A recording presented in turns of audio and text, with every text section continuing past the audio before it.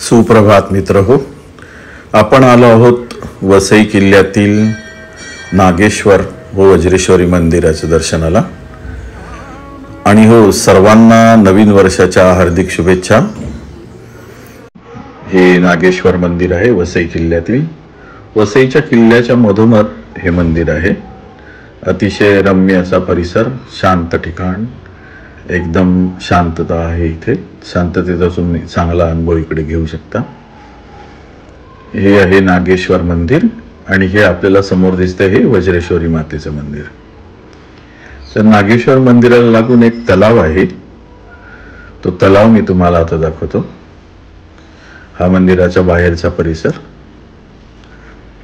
आणि हा समोर आहे तलाव. हा बघा, असा किती सुंदर तलाव आहे.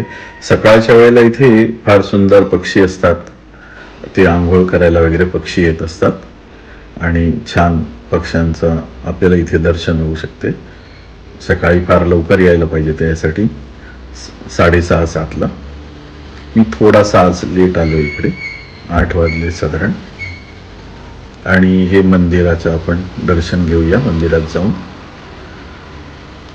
ही मंदिराची एंट्री आहे. हे नागेश्वर मंदिर आहे. अतिशय पुजारी आहेत मंदिरातले. अतिशय प्राचीन असं हे वसई किल्ल्यातलं मंदिर. त्याचा जीर्णोद्धार केलेला आहे सध्या. हा इथे नंदी आहे बघा, कासव आहे. आणि ही आहे नागेश्वर मंदिरातील शंकराची पिंडी. ओम नमः शिवाय. आणि आपण ह्याला प्रदक्षिणा करूया. हे आहेत गणपती महाराज गजानन. ह्याला प्रदक्षिणा करूया आपण.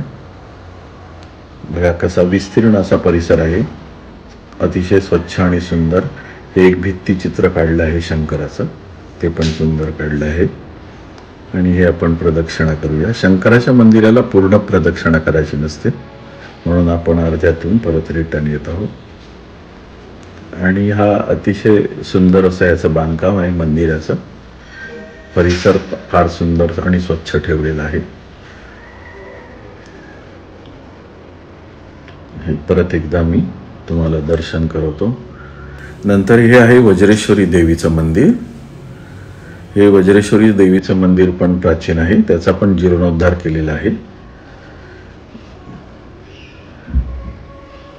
हे मंदिरात एंट्री आपण घेतली. हा इथे लक्ष्मीचं वाहन सिंह आहे. आणि हे वज्रेश्वरी मातेचं मंदिर.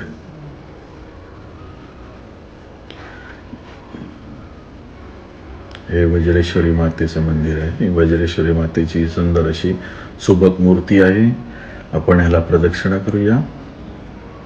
ह्याला आपण पूर्ण प्रदक्षिणा करू शकतो. शंकराला तशी करता येत नाही, परंतु वज्रेश्वरी देवीला आपण पूर्ण प्रदक्षिणा करूया. ह्याचा पण हॉल अतिशय सुंदर आणि विस्तीर्ण असा बांधलेला आहे.